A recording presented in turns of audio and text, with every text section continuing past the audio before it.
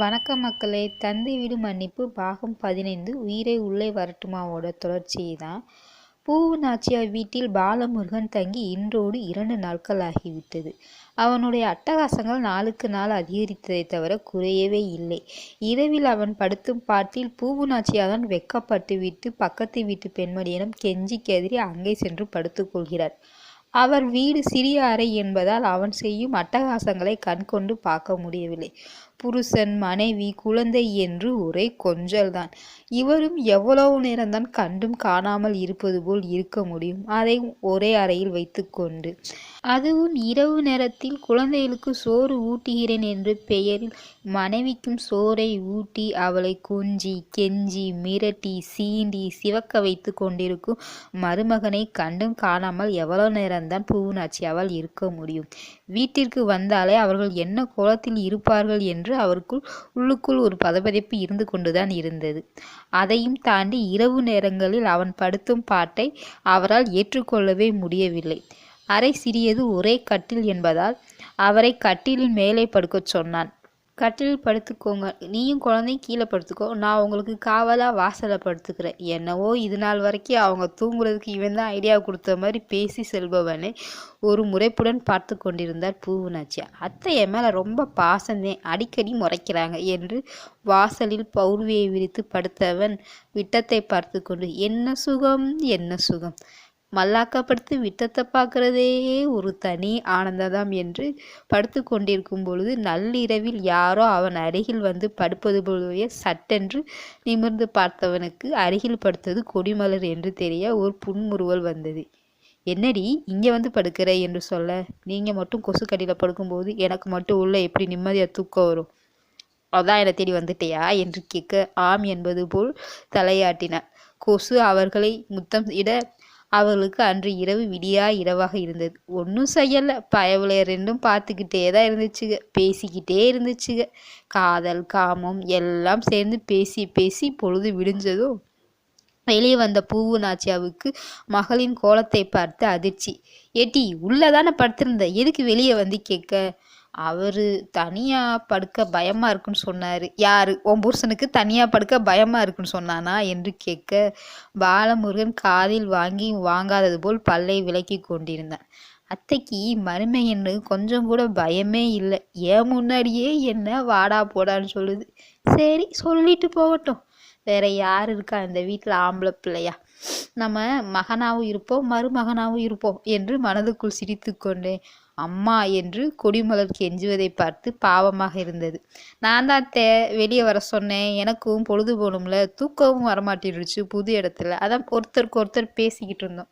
நீ பேசுறதெல்லாம் சரியா இருக்கட்டும், இப்போ என் மகன் மூஞ்சியை பாரு, கொசுலாம் கடிச்சு அவள் உடம்பெல்லாம் சவப்பாக இருக்கு, அவளுக்கு கொசு கடிச்சாலே சேராது. நான் பொத்தி பொத்தி வளர்த்தேன் என் வசதிக்கு ஏற்ற மாதிரி, அங்கே நீ கூட்டு போய் அவளை ஒரு வேலைக்காரியை விட பண்ணக்காரியை விட கீழே வச்சிருக்க என்று அப்பொழுது மாத்திரத்தில் பொங்க.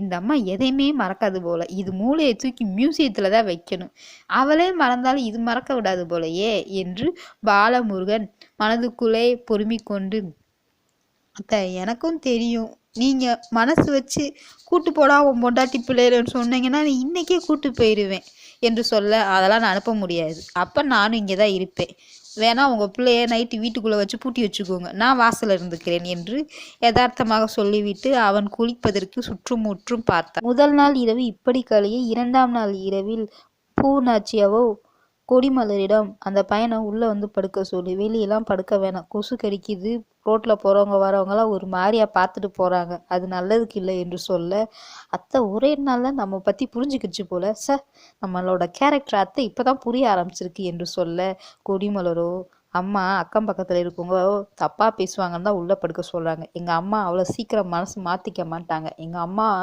ஒரு விஷயத்தை தப்புன்னு முடிவு பண்ணிட்டாங்கன்னா அது கடைசி வரைக்கும் தப்புன்னு தான் அவங்க மனசில் இருக்கும், அவங்க கிட்ட அவ்வளோ சீக்கிரம் நல்ல பேர் வாங்க முடியாது, வாங்க வேணாம், நம்ம இப்படியே இங்கேயே குடும்பம் நடத்திடலாம், எனக்கு இந்த வீடு தான் ரொம்ப பிடிச்சிருக்கு, 10க்கு 10 அறையில் உன்னை ஒட்டிக்கிட்டே தெரியல என்று கூறிக்கொண்டே அன்று இரவு அவர்கள் அறையில் தங்கினார். பூநாச்சியாவோ சமையல் அறையில் படுத்திருந்தார். நள்ளிரவுக்கு மேல் இச்சு எச்சு இச்சு என்று சத்தம் வந்து கொண்டே இருந்தது. அவருக்கு புரிந்தது மனைவிக்கு தான் தருகிறான் என்று. சத்தம் வராமல் இருக்க கைகளால் காதை அடைத்து கொண்டார். அப்படி இருந்தும் சத்தம் கேட்டு கொண்டிருந்தது. என்ன செய்வது என்று அவருக்கு தர்ம சங்கடமாக இருந்தது. வேறு வழியே இல்லை. நாளைக்கு வேற எங்காவது தான் படுக்க வேண்டும் என்று முடிவெடுத்துதான் இன்று பக்கத்து வீட்டில் வந்து படுத்து கொண்டார். இப்படியே எவ்வளோ நாளைக்கு தான் பக்கத்து வீட்டில் வந்து படுக்கிறது? இதுக்கு ஒரு வழியை பண்ணணும் என்று நினைத்து கொண்டே மறுநாள் காலையில் அவர்கள் வீட்டிற்கு செல்லும் பொழுது அவர் கண்ட காட்சி மேலும் தர்ம சங்கடத்தை அதிகரித்தது. மனைவியை சமையலறை திண்ணில் அமர வைத்து அவள் இதழில் கவி பாடி கொண்டிருந்தான் பாலமுருகன். பயவுலைய 2 நேரங்காலம் தெரியாம புதுசா கல்யாணம் ஆன மாதிரி ஒட்டிக்கிட்டே கொஞ்சிக்கிட்டே திரிஞ்சிச்சு. பூவு நாச்சியாவோ இதுக்கு மேல தாங்காதடா சாமி, இவனை வீட்டை விட்டு விரட்டியே ஆகணும், மகளையும் சேர்த்தே விரட்டிடுவோம் என்று நினைத்து கொண்டு பாலமுருகனிடம் வந்து, தயவுசெய்து உன் பொண்டாட்டி பிள்ளைகளை கூப்பிட்டுட்டு வீட்டுக்கு போ, என்னால் அக்கம் பக்கத்தில் போய் கெஞ்சி கெதறி படுக்க முடியாது என்று சொல்ல, கொடிமலரும் அம்மா என்று சொல்ல, நான் சந்தோஷமாக தாம்மா சொல்கிறேன், நீ கிளம்பு, உன் புருஷன் விரட்டி விட்டா வா, ஆனால் இப்போ பண்ணுற அட்டகாசம்லாம் என்னால் தாங்க முடியாது, எனக்குன்னு இருக்கிறது இந்த வீடு மட்டும்தான், இதை உங்களுக்கு கொடுத்துட்டு நான் ரோட்டில் போய் நிற்க முடியாது என்று சொல்ல, பாலமுருகனும் சிரித்து கொண்டு, அத்தை உங்கள் மக மேலே எனக்கு பாசம், ஐயா சாமி நான் உங்ககிட்ட எதுவும் பேசலை, நீ கூப்பிட்டுட்டு கிளம்பு என்று பாலமுருகனை பார்த்து பூவுநாச்சியை சொல்ல, யாருக்கிட்ட? பாலமுருகன்கிட்டேவா? நம்மளோட டார்ச்சரை 2 நாள் கூட நம்ம அத்தையால் தாங்க முடியலை. அத்தை நான் போக மாட்டேன், எனக்கு இந்த வீடு தான் பிடிச்சிருக்கு, என் பொண்டாட்டி என் பிள்ளை எப்போ பார்த்தாலும் என்னை சுற்றி சுற்றி வராங்க, அதனால நான் போக மாட்டேன், இங்கே தான் இருப்பேன் என்று சினுங்கியவனை என்று பார்த்திருந்தார் பூவுநாச்சியா. இதனடா வம்பா போச்சு, போக மாட்டானா? அத்தை நான் கல்யாணம் ஆன புதுசில் மாமியார் வீட்டுக்கு வந்து விருந்தாடலை, சீராடலை, மருமகனுக்கு செய்ய வேண்டிய சீர் எதுவும் நீங்கள் செய்யலை, அதனால் நான் குறைஞ்சது 1 வருஷமாவது இருந்துட்டு தான் போவேன், அதனால் நீங்கள் பக்கத்துல எல்லாம் சொல்லி வச்சுருங்க, ஒரு நாளைக்கு ஒரு வீடுன்ற மாதிரி ஒவ்வொரு வீடாக போய் படுத்துக்கோங்க என்று சிரிக்காமல் அவர் மூஞ்சியை பார்த்து சொல்ல, பூவுநாச்சியாவுக்கு எங்கேயோ சென்று தலையை முட்டி கொள்ளலாமா என்று இருந்தது. கொடிமலரோ அவன் கையை பிடித்து, பாவம் எங்கள் அம்மா விட்டுடுங்க, உங்களை பற்றி அவங்களுக்கு சரியாக தெரியல என்பது போல் கண்களாலே கெஞ்ச, அவளுக்கு பறக்கு முத்தத்தை கொடுத்தவன், சரி சரி, எங்கள் அத்தை ரொம்ப பாவமாக மூஞ்சியை வச்சுட்டு கேட்கறனால நான் வீட்டை விட்டு போகிறேன், ஆனால் 2 நாளைக்கு ஒரு தடவை வந்துடுவேன், ஏன்னா எனக்கு இந்த இடம் ரொம்ப பிடிச்சிடுச்சு, எனக்கு ஹனிமூன் நடத்துறதுக்கு இந்த இடம் தான் செட் ஆகும்னு நினைக்கிறேன், அதனால் நான் இங்கே தான் வருவேன் என்று சொல்ல, ஐயா சாமி நீ கிளம்படா, அதுக்கப்புறம் வரதை பற்றி யோசிக்கலாம் என்று பூவுநாச்சியா மனதுக்குள்ளே திட்டி கொண்டு மருமகனை முறைக்க, நீங்கள் இவ்வளோ பாசமாக பார்த்தீங்கன்னா நான் கிளம்ப மாட்டேன் என்று சொல்ல, இல்லை தம்பி நீங்கள் அடிக்கடி வாங்க, என்னாலையும் பேர பிள்ளைகளை விட்டு இருக்க முடியாது, கொடிமலர் கூப்பிட்டுட்டு கிளம்பு என்று பல்லை கடித்து கொண்டு சொல்ல, அம்மா என்றால் கொடிமலர், உனக்கு இந்த அம்மாவை தவிர ஒன்றுமே தெரியாதாடி, நீ எல்லாம் எதுக்கு எனக்கு பிள்ளையா வந்து பிறந்த என்று கொடிமலரையும் திட்டின, இப்போ எதுக்கு என்னை திட்டுற என்று சொல்ல, உன் புருஷனுக்கு எடுத்து சொல்ல மாட்டேயா, என்னத்த சொல்ல என்று அவளும் அவரிடம் கோவப்பட, என்கிட்ட மட்டும் கோவத்தை காட்டு, உன் புருஷன்ட்டு அப்படியே உருகி கோல அவரு என்று சிலுங்க, சரி சரி கிளம்ப வழியை பாருங்க என்று அவரும் குளித்து விட்டு வேலைக்கு தயாராகி கொண்டிருக்கும் பொழுது பாலமுருகன் ஃபோனில் பேசுவது அவர் காதிலும் விழுந்தது.